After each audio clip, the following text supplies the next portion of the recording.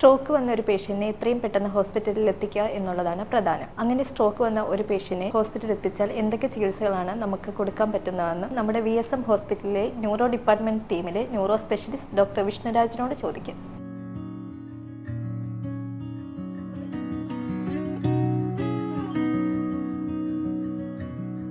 ഒരു പേഷ്യൻ്റ് ഉണ്ട്, ഒരു മിനിറ്റ്.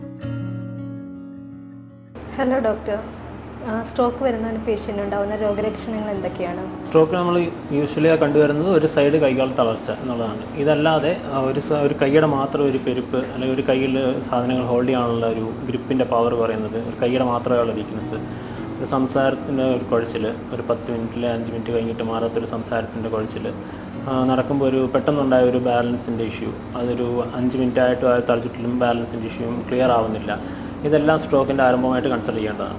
സ്ട്രോക്ക് വരുന്ന ഒരു പേഷ്യൻറ്റിന് കൊടുക്കാൻ പറ്റുന്ന എമർജൻസി ട്രീറ്റ്മെൻറ്റ് എന്താണ് ഡോക്ടർ? മെയിൻലി നമുക്ക് 4 മണിക്കൂറിനുള്ളിൽ ഹോസ്പിറ്റൽ റീച്ച് ചെയ്യാൻ പറ്റുകയാണെങ്കിൽ ആ ക്ലോട്ട് ബ്രേക്ക് ചെയ്യാനുള്ള ഇഞ്ചക്ഷൻ കൊടുക്കുക എന്നുള്ളതാണ്. ആ ക്ലോട്ട് ബ്രേക്ക് ചെയ്ത് രക്തയോട്ടം ഇമ്പ്രൂവ് ചെയ്യിപ്പിക്കുക എന്നുള്ളതാണ്. ആ ഇഞ്ചക്ഷൻ നമുക്ക് 4.5 മണിക്കൂറിനകത്ത് വന്നാൽ മാത്രമേ കൊടുക്കാൻ പറ്റുള്ളൂ. ആ ലിമിറ്റിനുള്ളിൽ ഹോസ്പിറ്റൽ റീച്ച് ചെയ്യുക എന്നുള്ളതാണ് ഇമ്പോർട്ടൻ്റ് ആയിട്ടുള്ള കാര്യം. 4.5 മണിക്കൂറിന് ശേഷം എത്തുന്ന ഒരു സ്ട്രോക്ക് പേഷ്യൻറ്റിന് പുതിയ ട്രീറ്റ്മെൻറ്റ് മൊഡാലിറ്റീസ് എന്തെങ്കിലും അവൈലബിൾ ആണോ ഡോക്ടർ?